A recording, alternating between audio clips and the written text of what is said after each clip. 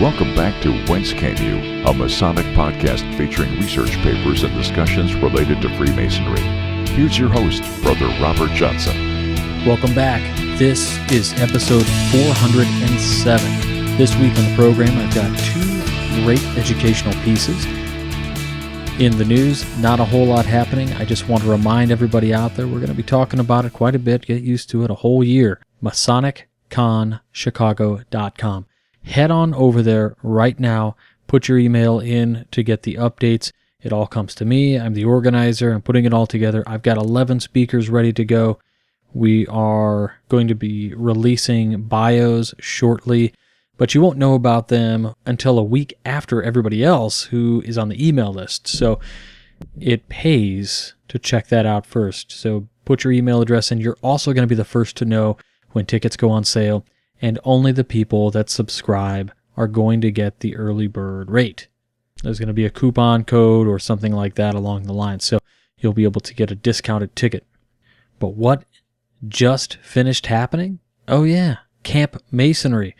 That's right. So I'm recording this before I go, as usual. It's a couple days before I leave. Big thanks goes out to Brother Shammy for hosting this and putting it together again. I can't imagine all the work. I'm finding out all the work as I plan MasonicCon Chicago in 2020, but this is one of the best kept secrets, no longer a secret in Freemasonry anymore.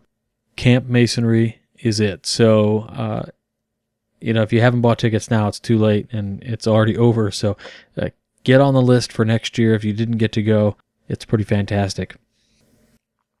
Thanks for all the love on the Skull and Crown brand. I'll be writing a blog post really soon about a transition of sorts in the way I take notes. So if you're into that kind of stuff, keep organized and all that goodness, watch out for that. And now let's go ahead and get right into the education for this week, right after this.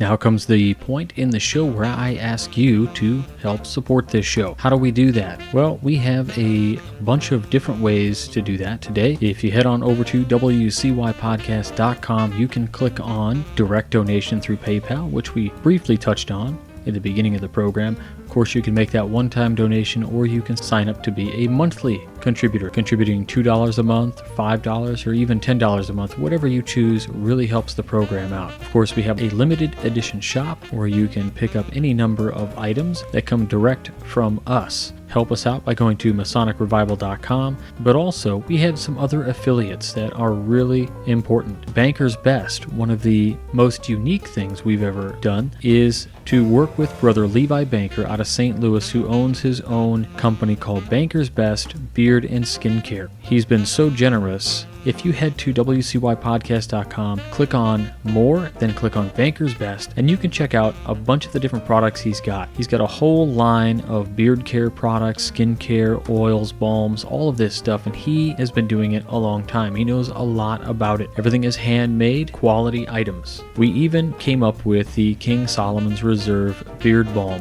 which is a few years old now, but remains one of the great products that he still offers. Even the artwork on the bottle was done by a brother. The nice thing about this particular product is 50% of the proceeds come back to the program. If you're a history guy like me, then you'll be pleased to know that what makes the beard oil and balm very special is that it was made utilizing the fragrances specific to the exports of King Solomon's time and location, which is amazing. So black fig and honey is the formula. Luxurious scent, as Levi says, truly fit for our first Grand Master. If you use the promo code BBWCY357 at checkout, you'll also get a little bit of a percentage off. Please check that out. Banker's Best, or just head on over to buybankersbest.com. We also have a code with On It. You can go to our website, click on More, then go to On It, and you can click through any of the links here, or just go to onit.com and use the promo code WCY at checkout. You'll get 10% off, and they'll send a little bit back to the program to help us out. And of course, it's business time.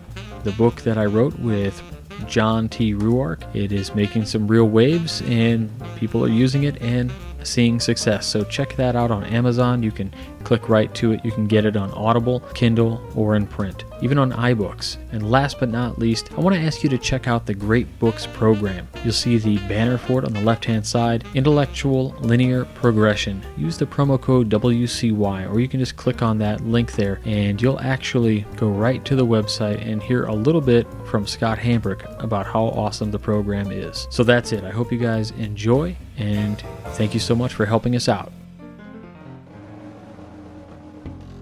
All right, you guys, thanks again to everybody out there for sticking with us. And I know it's not your favorite thing in the world to hear the advert every single week, but it's how we fund this program and how this program continues to come to you week after week, month after month, and 50 episodes a year.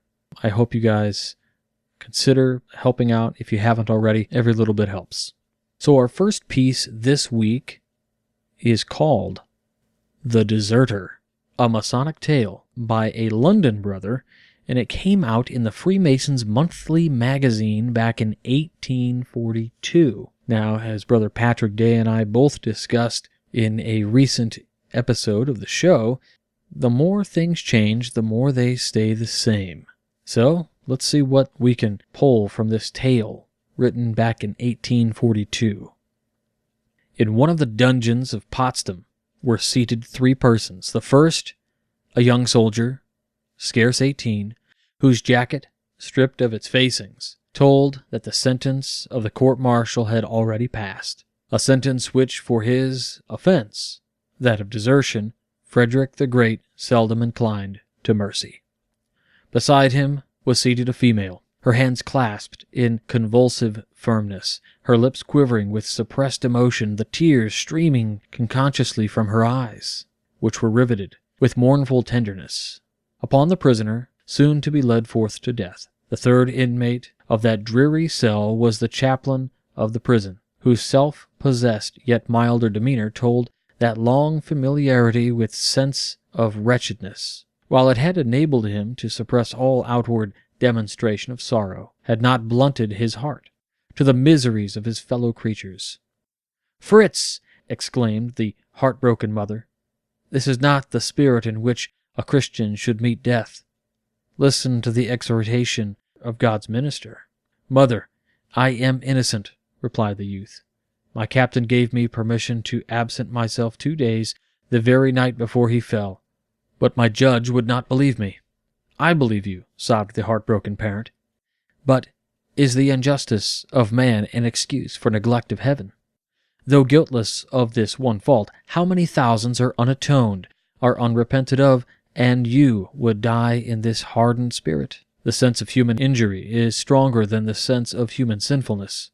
Here, Fritz," she continued, "bend thy stubborn knees. When your poor father died, you were an infant, helpless and sickly. I forgot myself. I hushed my own griefs to remember you. I commanded back my tears, stifled my sighs, divorced my grief from your father's grave, and lived through many a grievous hour, because thou didst live. 'Twas a bitter grief, but oh, was happy to this. My boy, my thoughts grow frantic when I behold thee blotted from the book of life. Bend thy stubborn knees, and ask for mercy." "Mother!" exclaimed the young soldier, his frame writhing with emotion. "Spare me! Spare me, and save thyself," answered the unhappy woman.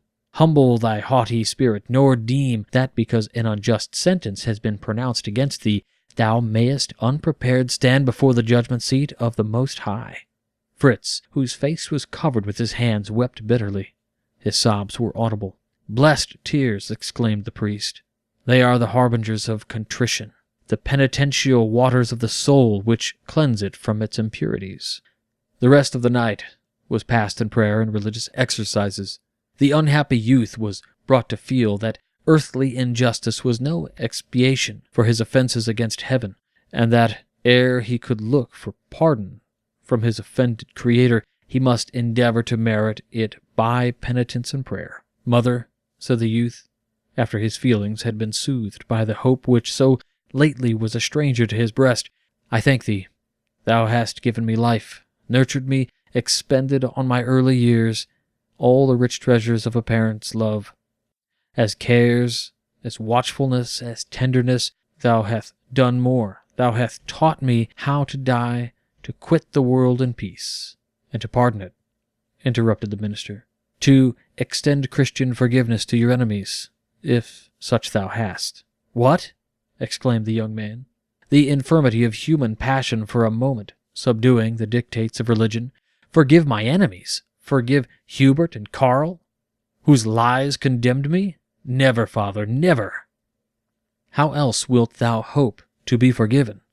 Demanded the good old man. Shall man dare ask forgiveness of his Maker, and yet refuse it to his fellow worm? But Hubert and Carl, father, have injured thee, my son, said his mother, calmly. Had they not, where would be the merit of forgiving them? Hast thou forgot the first prayer I taught thee to pronounce? Forgive them, my child, as thou hopest to be forgiven. Mother, the last feeling is rooted from my heart. I do forgive them. Thanks, thanks, exclaimed the now happy parent. The bitterness of losing thee is past. Our separation will be short. Fritz, I am already bowed more by sorrow than by years. The grave now orating to receive thee will not be long without a second tenant. The hour will soon arrive, mother, when we must part. But let me fulfill my last earthly duty. The captive reached from the shelf, above his rude, hard couch, a military knapsack, and began arranging its contents. Here, dear mother, is my Bible. Keep it for my sake. It was my father's, and you will not prize it less that it has been your unhappy son's. Would, he added, turning to the priest, I had aught worthy of your acceptance, but the captive's prayer must be your only guerdon, unless, he continued, this trinket, which seems marked in curious characters and Hebrew letters, be worthy of your attention. He placed in the old man's hands a small medallion, a silver gilt, as he spoke. Where got you this? Demanded the priest, eyeing it with surprise and curiosity. It was my father's. It has his name upon it. Fritz Kenneberg, said the inquirer, reading the legend engraved on the rim. The speaker paused for a moment, and then resumed. My son, I have a duty to attend to. Another wretched prisoner awaits my ministry. But at your hour of the last trial of your firmness, I will be with you. Let us not, holy priest, exclaimed the mother. Heaven knows we have need of consolation and support. 'Tis the sacrifice of duty, daughter, answered the old man, and must be made. The inmates of the prison bowed in resignation, and again were deep in prayer, as the good priest left the cell. Morn at length broke, and all was prepared for the execution of Fritz. Still the priest returned not. His arms were pinioned, and the guard about to conduct him from his cell, when the door was gently opened and the chaplain entered. You're late, said the young man, but duty doubtless detained you. Unloose my mother's arms from about my neck, father, and give me your blessing. Comfort her when I am gone. Fritz, said the old man solemnly, you stand upon the verge of eternity. Is thy mind subjected to the will of God? I am contented to die. God's will be done. The sobs of the wretched mother whose fortitude had quite forsaken irrepressible. Unsearchable are his ways, my child. Inscrutable are his decrees. Lost and wretched as you stand, were it well, he still could save you. I am hopeless, father, of all earthly mercy, replied the young man. Hope, answered the priest, with a tone approaching to cheerfulness, should never leave us. Should it please Providence to spare thy life? Priest, exclaimed the mother, who had been listening to his words, is there hope? Thou art a holy man, and wouldst not trifle with a soul upon the verge of time. Shall I not be left a childless mother? Has heaven in mercy to my prayer spared me my age's prop, my boy, my only one? It has, replied the priest, producing the pardon. He is free. In an instant, mother and son were folded into each other's arms, while the messenger of mercy bestowed on them his benediction. The father of Fritz and Frederick of Prussia were Freemasons. The story is told as related to the writer by one of the young soldier's descendants, who is himself a member of the fraternity, and attended to a lodge in Swabia. Frederick was initiated on the 15th of August, 1738, in a lodge held at Brunswick, England, under the Scots Constitution, he being at that time Prince Royal. On his ascension to the throne, his favorable opinion of the institution induced him to cause a Grand Lodge to be formed at Berlin, for which purpose a charter was obtained from Edinburgh, Scotland. He took a great personal interest in its affairs and established several important regulations. Among them were the following. 1. That no person should be made a Mason unless his character was unimpeachable, and his manner of living and profession respectable. 2. That every member should pay 25 Rex dollars for the first degree, 50 for the second, and 100 on his being made a Master Mason. That he should remain at least 3 months in each degree, and that every sum received should be divided by the Grand Treasurer into 3 parts, one to defray the expense of the lodge, another to be applied to the relief of distressed brethren, and the third to be distributed among the poor in general. A note. Freemasonry is a science of symbols in which by their proper study a search is instituted after truth, that truth consisting in the knowledge of the divine and human nature of God and the human soul. Dr. Albert G. Mackey. George Helmer, FPS, PM Norwood, number 90, PZ Norwood, number 18, Royal Arch Masons. Wow. It felt Shakespearean reading this, even though it was, newer language than even that, but what a wild tale of a man in jail, about to be executed for desertion, and his mother with him the whole time, telling him to get right with God, essentially, and he tends to do so, and in the morning is released and pardoned due to the Masonic fraternity. And at the end of the tale, of course, it feels as though they have said this is an anecdotal truth, not totally made up by the author, but heard by the author from somebody. So very interesting, and I enjoyed it very much. I hope you enjoyed it as much, and I hope I read it in a way that you felt the story. If not, send me some feedback at wcypodcast@gmail.com, for any improvements. Now, the next piece I have for you is called The Gift of Kindness. Now, as usual, Todd E. Creason writes something, and he's been writing for us every Friday for the last few weeks. Todd has a unique way of coming across and telling a story and kind of making you feel what maybe it felt like. Every once in a while we are lucky enough to hear a story and to feel, or perhaps the author or whoever is telling you the story has an ability to convey it in such a way that you really feel like you were there. You feel like it happened to you. And Todd tends to bring that quality to his writing. And I read this piece that he wrote just a few days ago, and I thought it was fantastic. I wanted to read it to you, and maybe you'll feel that same way. The Gift of Kindness by Midnight Freemason founder Todd E. Creason, 33rd degree. I went to the post office yesterday. I always go to the same post office because they aren't usually very busy, and I mail a lot of stuff, books mostly. I hadn't been there in several months, but when I walked in there yesterday, the clerk at the counter said, "Oh, I've been waiting for you to come in," and she disappears. When she comes back, she has this little ceramic fez that she found in a garage sale or an auction somewhere. She gave it to me. It made my day. I showed it off to my wife when I picked her up for lunch. I showed my coworkers when I got back to the office. I even posted a picture of it on social media. It's now sitting on the top shelf in my office, where everyone will see it when they walk in.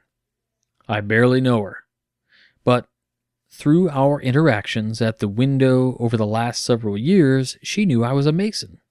She knew I was a writer, and I mailed a lot of books. She knows I'm a collector of Masonic curiosities. I know the same basics about her as she knows about me. She's an avid antique collector, which means she knows my dad, who is also an avid antique collector. And she works at the post office. That's it. She probably paid $1 or $2 for it. I think the thing that most impressed me is her attitude in life.